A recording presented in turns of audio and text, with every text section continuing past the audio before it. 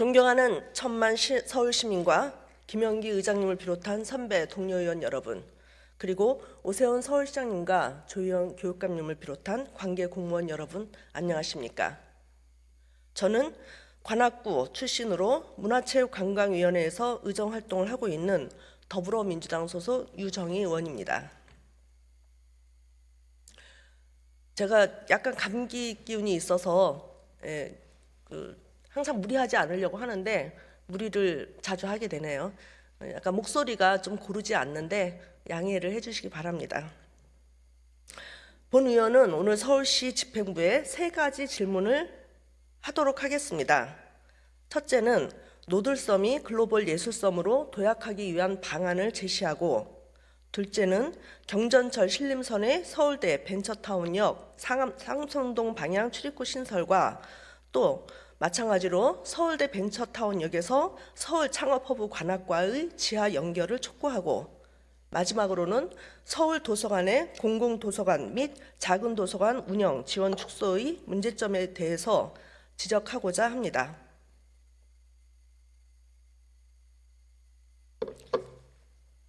이 3가지 질문을 마친 후에는 종합적으로 마지막으로 시장님의 견해를 듣도록 하겠습니다. 먼저 노들섬 재구조화와 관련해 질문하겠습니다. 미래공간기획관님 발언대로 나와주시기 바랍니다.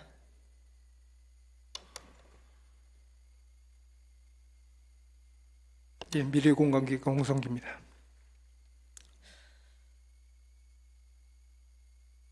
노들섬이 글로벌 예술섬으로 도약하기 위한 진정한 방안에 대해서 논의하고자 합니다. 혹시 우리 기획관님은 노들섬에 가보신 적이 있으시겠죠? 자주 갔습니다. 아, 자주 가셨어요? 예. 네. 가셨을 때 어떤 느낌이셨어요? 그 동떨어져 있는 느낌, 좀 가길 작심하지 않으면 가기 좀 힘든 곳. 그리고 이제 저희들이 이제 설문조사 같은 걸 하고 이제 3년 만에 작년 7월에 했는데요. 좀 약간 차별화된 컨텐츠가 좀 부족하다. 문화 공간이 좀 부족하고, 그리고 이제 강변북로나 그 올림픽대로에서 봤을 때 이렇게 어떤 매력적인 경관이 아니라 저 회색빛 뭐 교도소 같다는 느낌, 그런 접근성, 상징성, 그리고 이런 차별화된 컨텐츠에 대한 정체성 문제, 그런 것들이 좀 아쉽다고 느꼈고, 그렇게 해서 이제 이 사업을 하게 되었습니다. 예, 잘 보신 것 같습니다. 어차피 이 세상 모든 일은 처음부터 완벽이 있을 수는 없고요. 계속 발전해 나아간다거나 진화해 나가거나 아니면 진일보해 나가는 것이겠죠. 그리고 지금 기획관님이 느끼신 그런 면에 대해서도 저는 충분히 공감을 가고요. 제 느낌을 말씀을 드리자면, 저는 노들섬이라는 얘기를 굉장히 많이 들은 이후에 노들섬에 갈 기회가 있었습니다. 근데 노들섬에 처음에 딱 갔을 때 느낌은 서울에 이런 보물 같은 곳이 있다니, 이게 첫 느낌이었어요. 그리고 한강 한복판에 이렇게 보물 같은 곳이 있다니, 그런 느낌이었거든요. 노들이라는 말도 백로가 논인일던 징검돌이라는 뜻이잖아요. 네, 그만큼 뭐랄까 약간 기품도 있고 또 멋있는 그런 곳이라는 생각이 들고요. 근데 이제 노들섬은 인공섬인데, 인공섬의 유래는 뭐 잘 아시니까 넘어가기로 하고요. 그래서 제가 노들섬을 보고서 보물 같다는 느낌을 받은 이후부터 더 노들섬에 관심을 갖게 되기 시작했습니다. 그러면 자세하게 말씀을 드릴게요. 노들섬 글로벌 예술섬 조성 사업은 민섬 8기 시장 역점 사업으로 노들섬 재구조화를 통해 글로벌 문화예술 랜드마크를 조성하고자 추진되고 있습니다.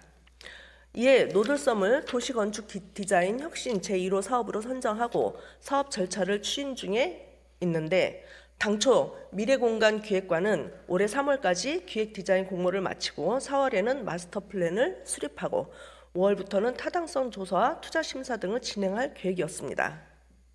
그런데 제출받은 공모장의 예산 건축 비용이 천문학적으로 높아요. 그래서 7개 디자인안 중 하나만 고르는 대신 6개 프로젝트별로 작품을 선정하는 방법 등을 고민하고 있는 것으로 알고 있습니다. 따라서 여전히 마스터 플랜은 완성되지 않고 계속 수립 중에 있는데요. 마스터 플랜은 현재 어디까지 진행된 상황이며 발표는 언제쯤으로 예상하고 계십니까? 그러니까 저희들이 당초 그 7명의 초청 건축가의 이제 한테 제안을 요청했을 때는 저희들이 사업비를 정하지 않고 이제 충분히 창의력과 상상력을 유발할 수 있도록 해가지고 최대 1조 2천억 원, 그리고 적게는 630억 원 그렇게 제한이 돼서 저희들이 그걸 가지고 저희들이 시민 선호도라든지 전문가 검증을 거쳐서 적정한 사업비 규모를 한 6천억 정도로 저희들이 봤습니다. 그래서 기본 계획은 그 6천억에 맞춰서 돼가지고 지금 현재 한국지방행정연구원의 타당성 조사가 가 있고요. 그거는 이제 내년 한 3, 4월경이면은 그 타당성 결과가 나오면 후속 절차를 진행하게 됩니다. 저희들이 지금 당초 6천억 했고요. 그래서 이제 재정 상태라든지 현재 그 어려운 재정 여건을 고려했을 때 저희들이 이제 시 재정은 좀 줄이되 다만 이제 민간 자본, 민투 사업이라는 걸 활용해가지고 저희들이 계획된 사업 규모로 하려고 저희들이 노력하고 있습니다. 그렇기 때문에 그 의원님께서 우려하셨던 뭐 부실공사나 어떤 설계 의도가 퇴색될 그런 우려는 안 하셔도 될 것 같습니다. 예, 제가 이게 문화체육관광위원회 상임위원회 때 작년 행정감사 때 이어서 올해 행정감사에서도 지속적으로 문제 제기하고 지적했던 부분이라서 기획관님도 잘 알고 계시는 것 같습니다. 그러면 그 예산 추정치에 대해서는 아주 가이드라인이 없었던 것은 아니고 있기는 있었네요. 아니, 당초 할 때는 그러니까 630억부터 1조 2천억 뭐 다양한 스펙트럼으로 제안을 한 거고요. 그 중에 이제 저희들이 기본 계획을 수립 때는 가장 시민들 선호도가 높은 것 위주로 해서 이제 기본 계획 그분이 제안한 기본 구상안을 토대로 해서 기본 계획을 잡고 그거에 맞춰서 적정 사업비를 한 6천억 정도로 예상한 것입니다. 네, 당초에도 있었다고요? 가이드라인이 없었다고요? 당초에는? 아니죠. 당초에 그분이 이제 1조 2천억 원으로 제안을 했거든요. 그분이 이제 그 특정 분이라고 이제 어떻게 하는데 그분이 제안했는데 그분하고 나중에 저희들이 이렇게 또 협의하고 하는 과정에서 한 5천억까지 자기네들이 줄여서 할 수 있다. 그래가지고 그걸 조정하는 거에서 총 사업비를 한 6천억 정도로 잡았습니다. 네, 어쨌든 답변으로 간주하고 다음으로 넘어가겠습니다. 본 의원은 공모 수상작 중 실현 가능한 부분을 종합적으로 검토하여 사업 계획에 반영하는 것은 초청 건축가의 기획 의도와 작품의 의미가 퇴색될 수도 있고 마스터 플랜의 통일성 및 작품의 완결성도 떨어뜨리는 결과를 초래할 수도 있다라고 생각을 합니다.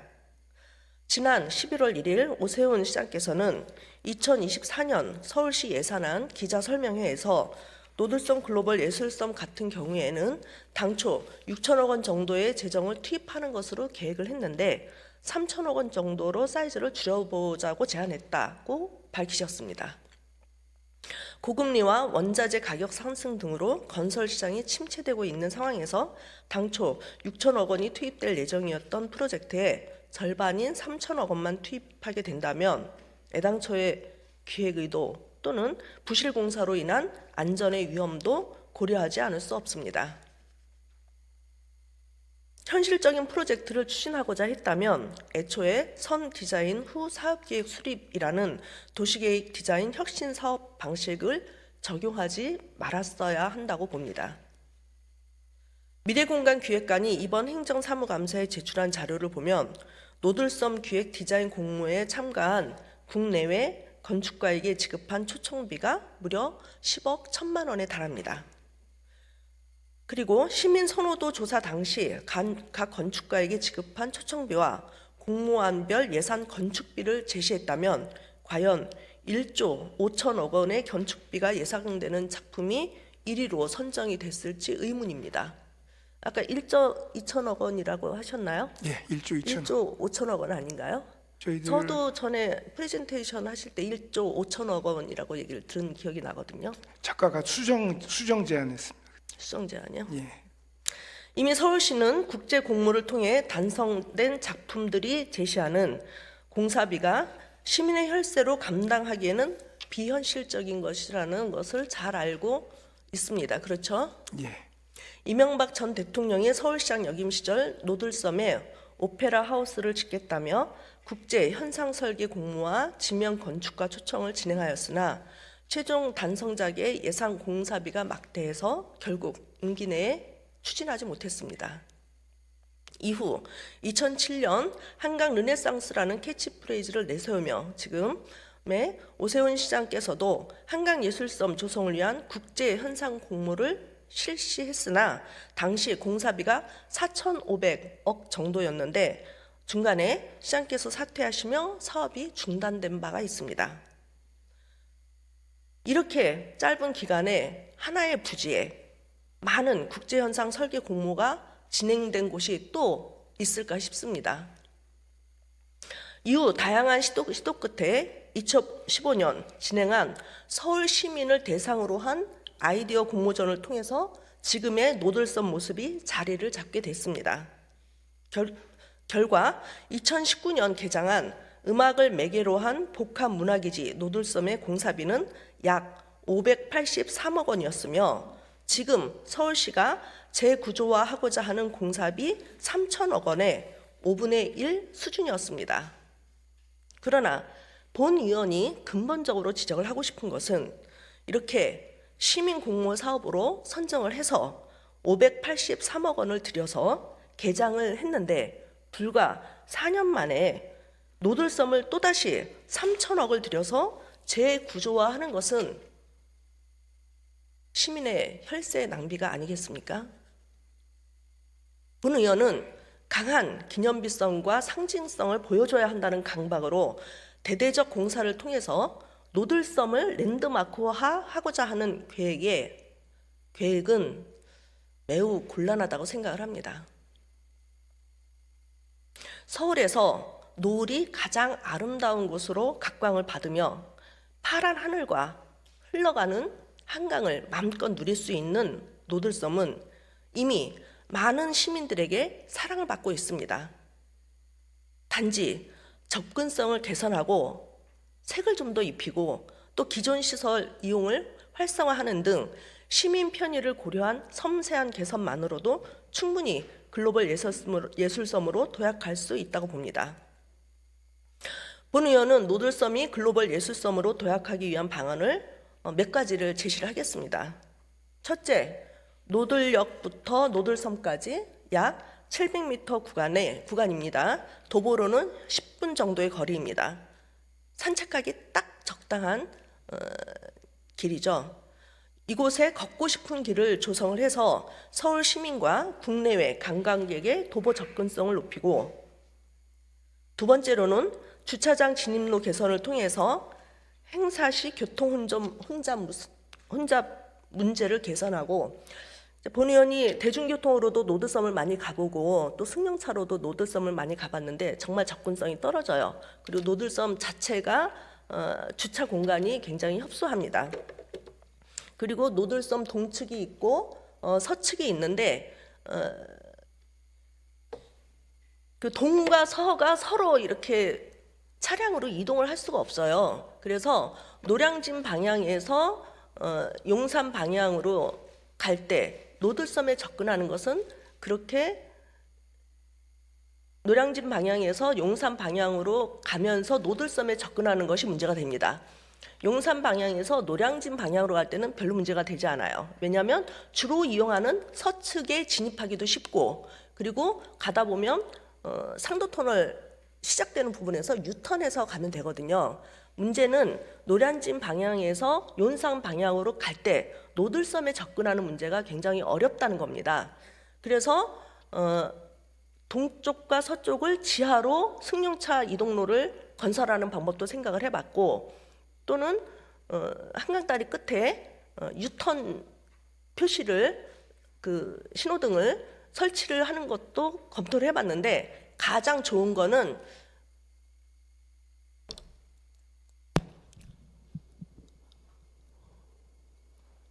여기 노량진 방향에서 노들섬에 가려면은 여기 주차장으로 진입을 해야 됩니다. 여기가 진입로예요. 여기가 진출로고요. 그래서 차량이 이렇게 들어가서 여기 헬기장도 있고 둘레길도 있는데 이렇게 도로를 만들어서 서쪽으로 이동할 수 있도록 해야 됩니다. 이게 가장 좋은 방법이에요. 저는 연구를 하다가 이 방법을 생각을 하고서 또는 생각을 하고 또 많은 분들에게 이렇게 견해를 물어본 결과 이게 가장 현실적이고 합리적이다. 그리고 하나의 노들섬이 크지도 않는데 서로 이동할 수 없다는 건 정말 그 이용자 편의를 생각하지 않은 거거든요. 사실은 이런 문제야말로 처음부터 노들섬 이렇게 조성을 할 때 고려가 되었어야 할 건데 그것도 빠진 거예요. 지금 노들섬을 보면은 아직 부족한 점 많이 있다 그랬죠. 계속 진일보해 나가고 있는 과정인데 이 부분은 꼭 시정이 돼야 됩니다. 가장 현실적이고 비용도 적게 들고 서로 왕래를 할 수가 있어야죠. 이건 현실 가능한 부분이죠. 그러니까 저게 당초 저렇게 하게 된 이유는 그 주차장이 99대밖에 없거든요. 근데 그 이유가 저기를 차량 중심보다는 대중교통 중심으로 하고 가급적이면 차량을 안 갖고 오게 하도록 하기 위해서 보행 중심으로 하다 보니까 차량의 흐름은 약간 원활치 못한 측면인데 지금 내년에 저희들이 저 교통 개선 용역을 할 거거든요. 그때 의원님이 주신 의견들은 충분히 반영토록 하겠습니다. 그렇게 생각할 수도 있다는 측면은 저도 뭐 공감할 수 있습니다. 이해할 수 있습니다. 이해는 할 수 있지만 좀 더 나은 방향으로 개선이 필요합니다. 예, 어차피 헬기장이 있고 어차피 차량은 있는 거거든요. 근데 동쪽과 서쪽이 서로 왕래를 이동을 할 수 없다는 건 말이 안 돼요. 예. 그리고 이제 세 번째로는 뭐 기계식 주차 타워를 설치한다든가 이런저런 그 아이디어를 만들어서 좀 더 시민의 이용 편의를 위한 개선할 수 있는 방법이 여러 가지 있다고 생각을 합니다. 저희들도 그런 거 준비하고 있습니다. 네, 그 노들섬에서부터 노들역에서부터 노들섬까지 걷고 싶은 길을 조성하는 거, 그리고 진입이 편안하게 하는 거, 그리고 좀 더 주차장이 좀 더 많았으면 좋겠다 하는 거. 요 세 가지만 하더라도 노들섬은 획기적으로 달라질 수 있다고 생각을 합니다. 의원님 주신 의견은 적극 반영하도록 하겠습니다. 그렇죠. 10분이면 걷지 못할 거리 아니고요. 뭐 몇백 명, 몇천 명까지 소화될는지는 모르겠지만 그 많은 인구가 절대로 승용차로 저기를 들어갈 수가 없습니다. 그러면 도보로 이용할 수 있는 방법을 강구해야 합니다. 사실 이 걷고 싶은 길을 만들어야 된다는 건 제가 10대 때부터 주장을 했던 겁니다. 저희들도 지금 상당히 고민하고 있고요. 저 접근성 개선 위해서 노력하고 있습니다. 예. 그래서 이 본 의원은 성장주의 시대 대규모 개발 사업 방식에서 벗어나서 천문학적인 규모의 예산 낭비를 막고 탄소 중립에 한 걸음 더 나아갈 수 있도록 지금 그대로의 모습을 유지한 채 꼭 필요한 부분만 개선해야 한다고 생각을 하고 있습니다. 답변은 뭐 지금까지 들었던 얘기로 가름하고요. 혹시 뭐 하실 말씀 있으시면 하고 정리하도록 하겠습니다. 됐습니다. 예, 수고하셨습니다. 자리로 들어가시면 또 좋습니다. 다음으로는 신림선 경전철 서울대 벤처타운역과 관련해서 두 가지 제안을 하고자 합니다. 도시교통실장님 발언대로 나와주시기 바랍니다.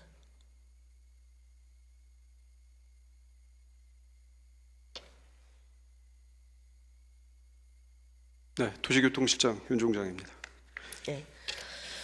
실장님, 지난 2016년 관악구 주민 약 10,000여 명이 도림천 서측 방향으로 출입구 증서를 요구하는 주민 청원을 제출한 바 있습니다.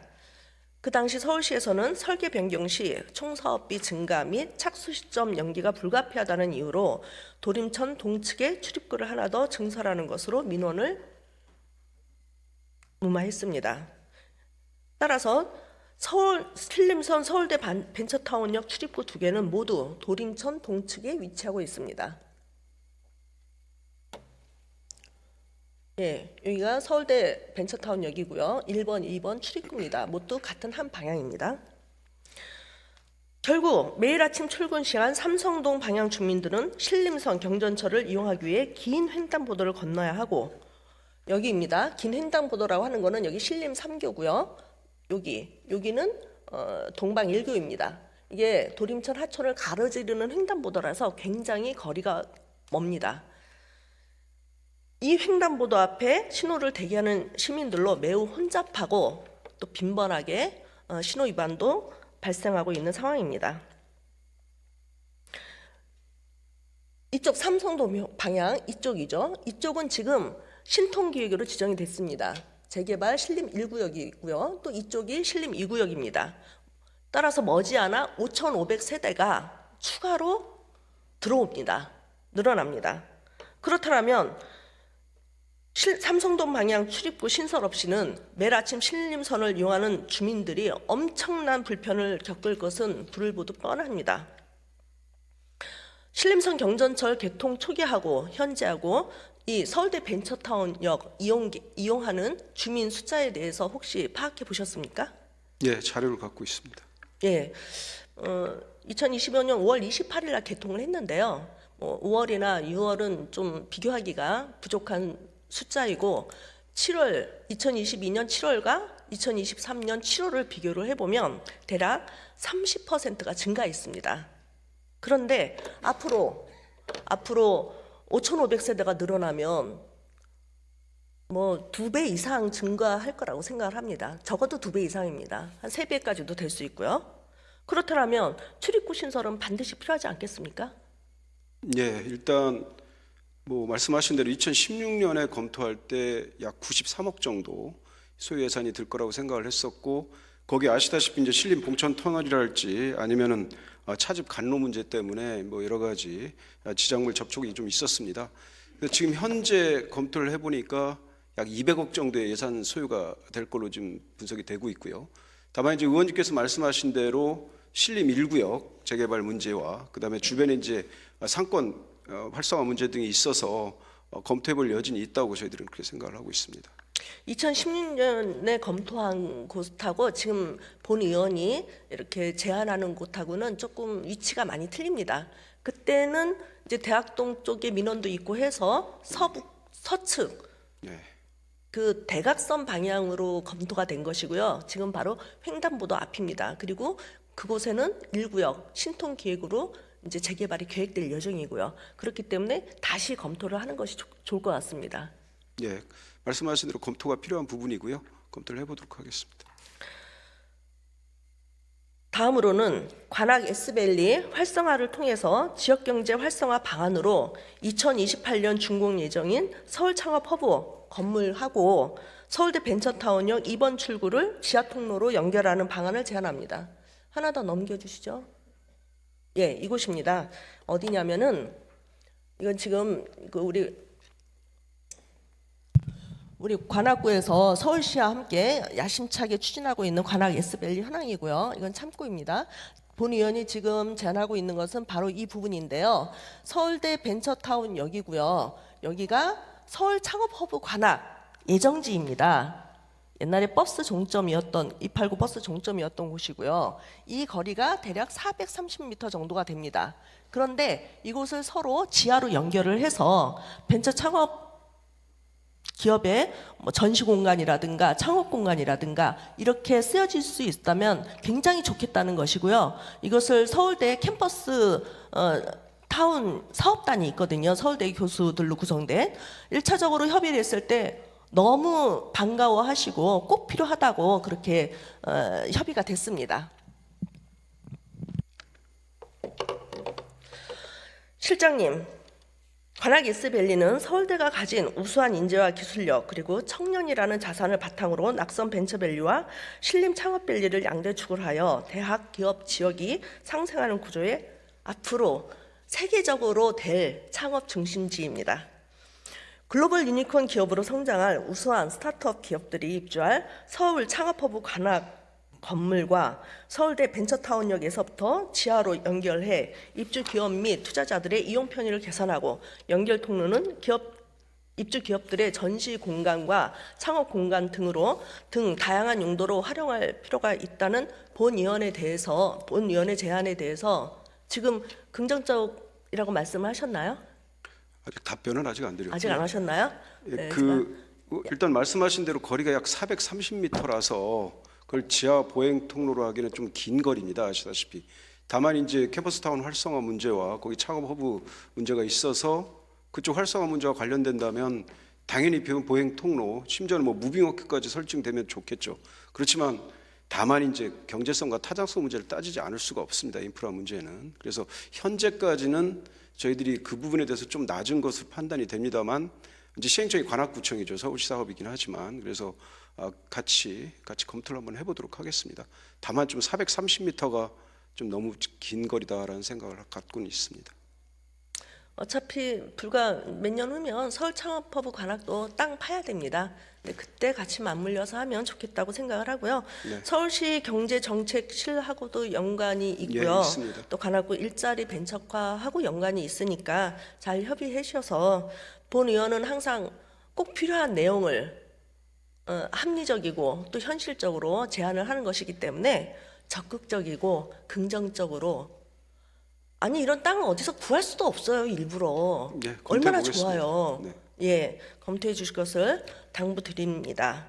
예, 예, 적극적으로 검토해 보도록 하겠습니다. 예, 감사합니다. 이제 자리로 돌아가셔도 좋습니다. 마지막으로 서울 도서관의 행사성 경비, 증액 및 공공도서관과 작은 도서관 운영에 대해서 문화본부장님께 질문하겠습니다. 시간이 얼마 안 남아서요. 좀 빠르게 질문하도록 하겠습니다. 예, 문화본부장 최경주입니다. 예. 또 상임위에서 또 질의할 때와 지금 이 자리에서 질문하니까 약간 네, 다르긴 하네요. 네. 예. 제가 상임위에서도 작년에 이어서도 계속 질의하고 지적을 했던 부분이기 때문에 잘 아시고 계실 거라고 보고요. 이 본 회의장에서는 좀 더 그거를 이제 공식적으로 문제 제기하는 것으로 하겠습니다. 2024년 문화본부 예산안 심사 당시 논란이 되었던 것은 책 읽는 서울광장, 광화문 책마당에는 예산이 많이 책정이 됐고 공공도서관 운영 또는 작은 도서관 육성 지원 예산은 줄어들거나 아예 없어졌던 것 때문이었습니다. 자치구 공공도서관과 작은 도서관의 운영 지원 축소는 당연히 자료 구입비 축소로 이어지고 이는 대시민 도서관 서비스의 질 저하로 이어질 수밖에 없습니다. 지금 뭐 서울시에서는 권역별 도서관도 지금 많이 사업 규모가 축소가 되고 있는 현황이죠. 그래서 작은 도서관 육성 지원 사업비 전액 감액은 비판이 거세지자 추경을 통해서 원상 복구한 바 있고요. 올해 2024년도 예산도 동일하게 예산이 책정된 걸로 알고 있는데요. 내년에는 책 읽는 서울광장과 광화문 책마당 사업에 2023년 55억에 추가로 20억을 더해서 75억이 증액이 되어서 제출됐습니다. 본 의원이 문제점으로 지적을 하는 것은 일상 공간에서 책을 즐긴다는 콘셉트를 통해서 독서 문화를 확산하고자 하는 의도는 공감을 합니다. 꼭 필요합니다. 더 필요합니다. 그러나 정말로 그렇게 되기 위해서라도 자치구 공공도서관과 작은 도서관 같이 주민과 가깝게 위치한 곳에 도서관이 더 활발해져야 된다는 그런 지점에서 문제 제기를 하는 겁니다. 책 읽는 서울광장과 강화문 책마당은 저 사진 보시면 아시겠지만 굉장히 예쁜 의자가 놓여 있는 쉼터 공간이지 책 읽기에 적합한 장소는 아닙니다. 거듭 말씀드리지만 독서 문화를 확산시키고자 하는 어떤 노력, 어떤 시도는 긍정적으로 생각을 합니다. 긍정적이고 어떤 이벤트는 꼭 굉장히 예쁘잖아요. 멋있는데 문제는 저 서울광장에서 책을 오랫동안 볼 수는 없습니다. 정독을 할 수도 없고요. 왜냐하면 저긴 시에도 많은 곳이고 또는 그 차량 소음 때문에 이렇게 집중을 할 수 없는 곳입니다. 그래서 책을 그렇게 잘 읽기에는 이벤트는 좋은데 잘 읽기에는 적합하지 않은 곳이고요. 내년에 75억으로 증액되면서 더 운영 일수가 더 길어질 텐데 서울 광장이나 광화문 광장은 시민이 같이 공유해야 할 공간임에도 불구하고 오히려 독점적으로 배타적으로 사용될 가능성도 높아졌다는 것을 지적하지 않을 수 없고요. 그 책 읽는 서울광장의 마지막 운영 날이었던 지난 주말 11월 11일부터 12일은 기온이 영하로 내려가서 시민들이 뭐 몇몇 분은 보실 수 있죠. 담요 덮고 할 수는 있지만 일반 대부분의 시민들이 그 독서를 즐길 수 없는 현황인데 예산을 20억이나 증액을 하는 것은 시민들이 춥거나 덥거나 시끄럽거나 이런 거는 별로 고려하지 않은 것이 아닌가 이런 생각이 들고요. 그래서 자치구 공공도서관과 작은 도서관 지원을 확대했으면 좋겠다고 생각하는데 한번 말씀해 주시죠. 네, 먼저 저희 야외 도서관에 대한 평가부터 좀 말씀을 드리도록 하겠습니다. 저희 야외 도서관은 K컬처 관광 이벤트 100선에도 등재됐었고요. 그리고 SNS 등의 핫플레이스로 등재됐습니다. 말씀하신 대로 예쁜 공간이면 확실합니다. 다만 저희 이제 전문가 그룹들의 이제 평가들이 좀 있을 텐데요. 저희 2023년 국제 도서관 협회 연맹에서는 친환경 도서상을 저희한테 줬습니다. 그리고 전국 도서관대에서 또 특별상을 받았었고요. 그리고 정부 혁신 우수 사례 경진대회에서도 또 상을 줬다시피 상당히 혁신적인 도서관으로 인정을 하고 있습니다. 그리고 무엇보다 50개 시군구 도서관 관련 업무 담당자들이 저희한테 방문해가지고 벤치마킹을 했습니다. 그리고 또 시민 반응도 좀 생각을 해야 될 것 같은데요. 먼저 SNS에 나온 시민 반응을 말씀드리겠습니다. 약간 좀 오글거리가지고 내과에서 책을 읽다니 야외 도서관에 앉아 가을볕을 받으며 책이 건네는 위로에 감사한 날이다. 누구라도 책과 사랑에 빠질 수 있는 기회가 더 많아졌으면 좋겠다. 상상하던 공간이 눈앞에 있다니 오늘 여기서 책 읽었는데 진짜 행복했다. 가을밤에 조명들이 별빛처럼 반짝이는 광장에 앉아서 아이랑 책 읽는 시간이 너무 행복했다. 새로 만들어진 공간이라 쾌적하고 클래식 나오고 편안한 공간이다. 독서할 곳으로 최고다. 서울 야외 도서관, 서울시가 서울시했다. 이래서 사람은 서울에 살아야 한다. 서울 너무 좋다. 하는 시민들의 일반적인 반응이 있고요. 그거 외에 또 이제 저희가 설문조사를 좀 한 게 있습니다. 설문조사를 한 결과를 보면 뭐 만족도는 93.4% 정도 나왔고요. 그리고 독서율이 83.5%입니다. 저희 국민 독서 행태 그 조사에 의하면 한 45% 정도가 독서율을 보이고 있거든요. 그리고 기본적으로 저희 그 문체부에서 한 국민 독서 행태 조사에 의하면 휴일에는 한 15분 정도의 독서율을 보이고 있습니다. 반면에 저희 쪽은 보통 회전율을 한 40분 정도로 잡고 있거든요. 그렇기 때문에 저희가 봐서는 새로운 어떻게 보면 이 독서라든가 이런 게 새로운 지금 변화를 맞고 있는 것 같습니다. 또 하나 저희가 이제 그 집중해서 독서를 할 수 있느냐에 대한 말씀을 해주셨는데 그 같은 경우에도 저희 같은 경우는 쉬운 책을 위주로 해가지고 시라든가 수필이라든가 이런 걸 해서 바로바로 거기서 책을 볼 수 있도록 큐레이션이 돼 있습니다. 그래서 거기서 책을 보신 분이 바로 또 이제 도서관이라든가 아니면 별도로 서점에서 책을 구입해서 볼 수 있게 해주는 역할이 아주 많고요. 또 하나 말씀을 드린다 그러면 저희가 서울도서관에 들어가는 비용이 연간 운영비입니다. 여기는 일부 시설비를 제외했을 경우 한 51억 정도가 들어가는데 그래가지고 저희 그 방문 계획에 따지면 한 56만 명입니다. 근데 저희는 비슷한 예산으로 160만 명의 방문자 수를 지금 받고 있습니다. 그리고 그리고 아까 말씀하셨던 작은 도서관하고 공공도서관 말씀을 해주셨는데요. 공공도서관 같은 경우는 사실 여기서는 구립도서관입니다. 아시다시피. 근데 구립도서관은 사실 지방 그러니까 자치구 고유 사무입니다. 그렇기 때문에 저희가 굳이 지원해줄 의무는 없습니다. 그래서 경기도나 인천시에서는 아예 공공도서관에 대한 운영비 지원이 없습니다. 그럼에도 불구하고 우리 시는 사실 저희 서울도서관이 많은 예산이 공공도서관 예산으로 투입이 되고 있습니다. 지난해 그러니까 올해죠. 올해 저희 그 공공도서관 운영 비용 자체가 조금 줄어드는 건 맞습니다. 그런데 그 줄어든 이유는 북스타트 사업이라는 거를 자치구에 맡겨서 했었거든요. 그랬는데 그닥 실효성이 그러니까 사업에 있어서 실행력이라든가 이렇게 좀 담보되지 않았습니다. 그래서 저희가 그걸 가지고 왔었고요. 그러다 보니까 이제 거기서 좀 줄어드는 운영 비용이 있었고, 또 하나는 이게 자치구 고유 사무임에도 불구하고 계속적으로 시에 의존하는 게 있었습니다. 그래서 자치구의 책임성을 강화하자는 측면에서 저희가 일부 그 운영 예산은 줄어들었습니다. 다만 올해 같은 경우는 올해 우리 시 예산 사정이 안 좋다는 거는 아마 의원님께서 더 잘 아실 텐데요. 그럼에도 불구하고 한 5.2% 정도 증액은 되어 있는 상태입니다. 예, 긴 답변 잘 들었습니다. 고맙습니다. 끝까지 균형감 들어주셔서. 있게 해주시고요. 프로그램이 많았으면 좋겠습니다. 수고하셨습니다. 네. 예, 들어가 주셔도 좋고요.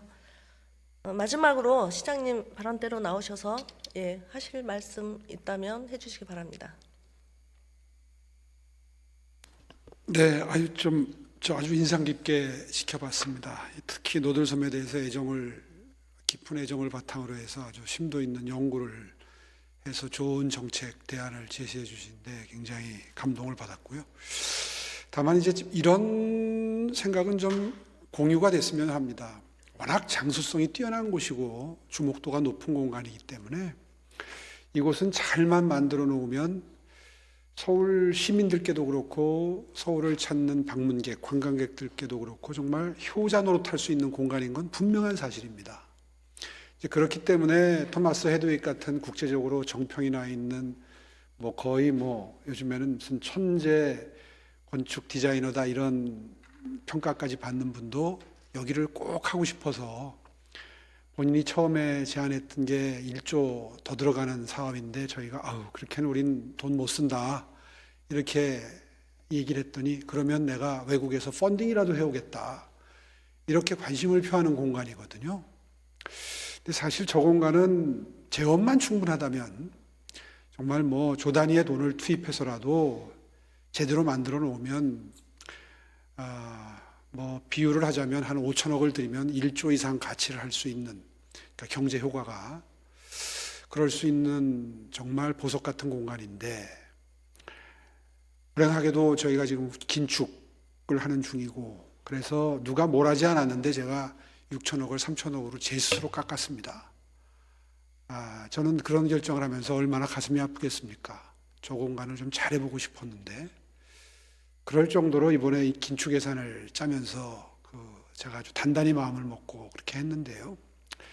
아직도 좀 미련이 남습니다. 솔직히 말해서 참 좋은 작품들이 컨셉 디자인들이 많이 들어왔는데 이걸 그냥 또 포기하고 예산에 맞춰서 사업한다는 게 참 그 미래를 위해서도 가슴이 아픈 선택인 것 같아요.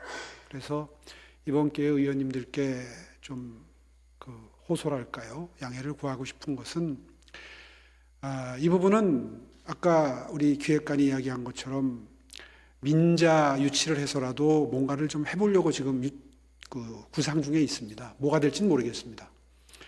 컨셉 디자인 들어온 것 중에 뭔가를 응용할 수도 있고요.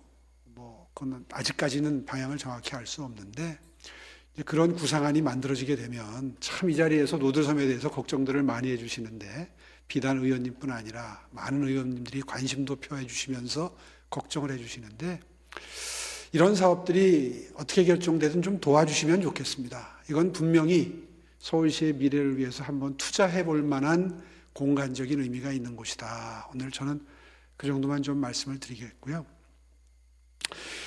두 번째 사안도 보니까 앞으로 5,500세대가 들어온다 그러는데 생각했던 것보다 거기에 추가로 출입구를 내는 거는 한번 검토해 볼 만한 가치는 있겠다 싶은 생각을 아까 질문 답변 과정에서 했습니다.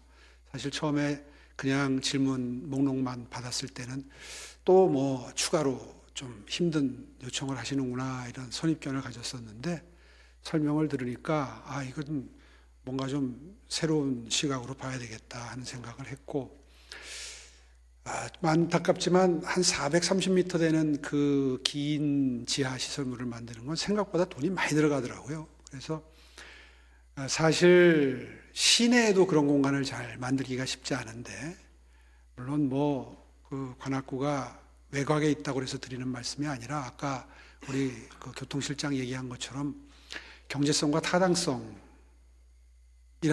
전제 조건이 갖춰져야 되는데, 그 측면에서는 조금 좀 걱정이 있겠다, 그런 생각을 했습니다. 마지막으로 의원님께서 관심을 표해 주신 이 야외 도서관 문제는 좀 시각을 달리 해 주실 필요가 있을 것 같습니다. 아까 뭐 여러 가지 각도에서 자랑이 늘어졌는데, 우리 국장이 자부심이 있는 게 굉장히 저는 뭐 보기가 좋았습니다만은, 전임 시장님도 도서관 많이 만드셨어요. 정말 뭐 그 구석구석 도서관 사업을 많이 하셨는데, 저는 그거 굉장히 높이 평가합니다. 그런데 이 야외 도서관은 또 그 의미가 좀 다릅니다. 그러니까 구석구석 동네마다 도서관을 설치하는 것도 굉장히 중요한 도서관 증설이라고 하는 서울시의 기본적인 방향에 부합하고 매우 보람있고 의미 있는 작업이지만, 점차 책 읽는 습관이나 책을 읽는다는 것에 대한 가치가 많이 달라지는 게 세태거든요. 그럴 때 어렸을 때 가족과 함께 아이들이 엄마 아빠 손잡고 와서 무릎 베게 하고 누워서 광장에서 책을 읽었던 기억, 이런 것들이 아마 한평생 그 어린이의 일생을 좌우할 수 있을 겁니다. 이건 뭐 돈으로 환산할 수 없는 엄청난 가치가 있는 경험이라고 생각을 하고요.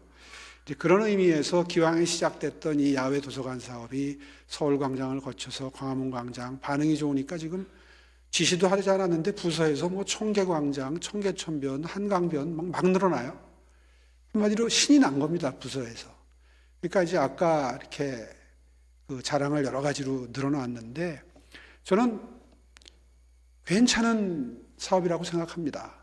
물론 이제 이 사업 예산이 지역에 생길 도서관 예산 사업을 잡아먹으면 좀 이해 충돌이 있기 때문에 고민을 좀 해야 될 부분이긴 하지만, 과거에 없었던 새로운 시도거든요.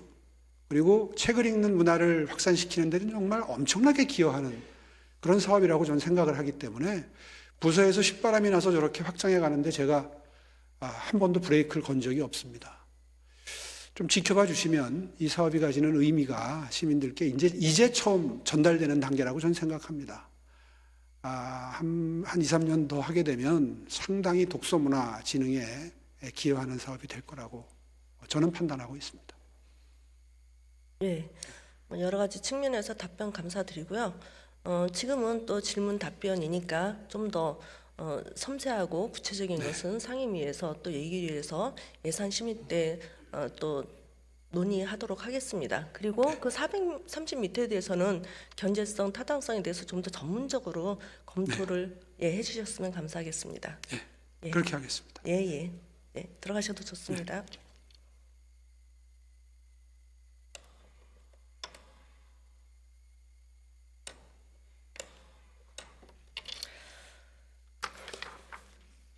이것으로 3가지 질문을 했고요. 시정 질문은 마치겠는데, 본 의원이 제안한 내용에 대해서는 각 실국 본부장께서는 적극적으로 검토해서 보고를 해주시기 바랍니다. 시정 질문을 마치겠습니다. 끝까지 경청해 주셔서 감사합니다.